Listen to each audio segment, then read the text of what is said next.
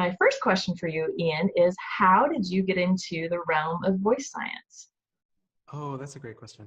I think of myself as somebody who was a good singer and a bad teacher up until I was about 28 or 29 years old.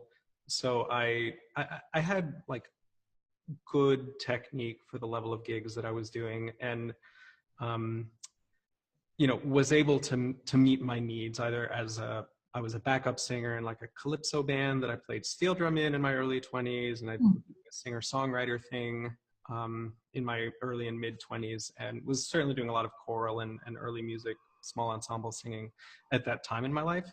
I got into Chanticleer when I was 25, and that just the rigors of doing that gig and singing that much and rehearsing that much every week really had a substantive effect on building my instrument. Like I really ramped up my voice use. And when I left the group when I was about 29, I went to do my master's at Yale. And I feel like I finally started working with some teachers at that point who were smart about the process of singing and about the process of training the voice. So in some respects, I came to, in my mind, singing well a lot later than a lot of people do now. Certainly a lot later than most of the students that I have at New England Conservatory right now are coming to it.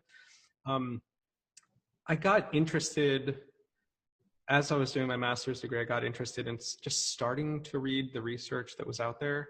So, starting to read stuff by Ian Howell, starting to read stuff by Scott McCoy, starting to read Journal of Singing. I don't think I knew about Journal of Voice until probably I was in my mid 30s. When I was living in Philadelphia, actually. And so I think just like the way my mind is put together, just like the mechanics of my brain, I really gravitated towards, ooh, this formant thing is interesting. Like, what can I learn about this?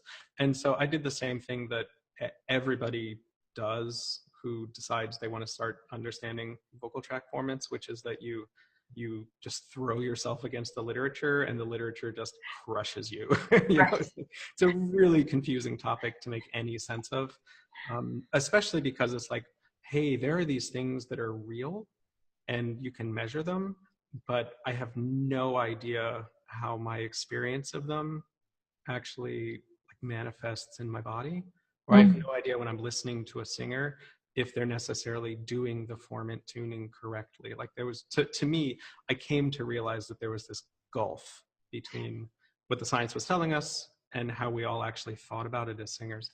In terms of me, like being a voice scientist, I don't really know that I consider myself a voice scientist. Like I'm a singer who's really curious about a bunch of stuff. So I'm able to explore sort of at my own pace.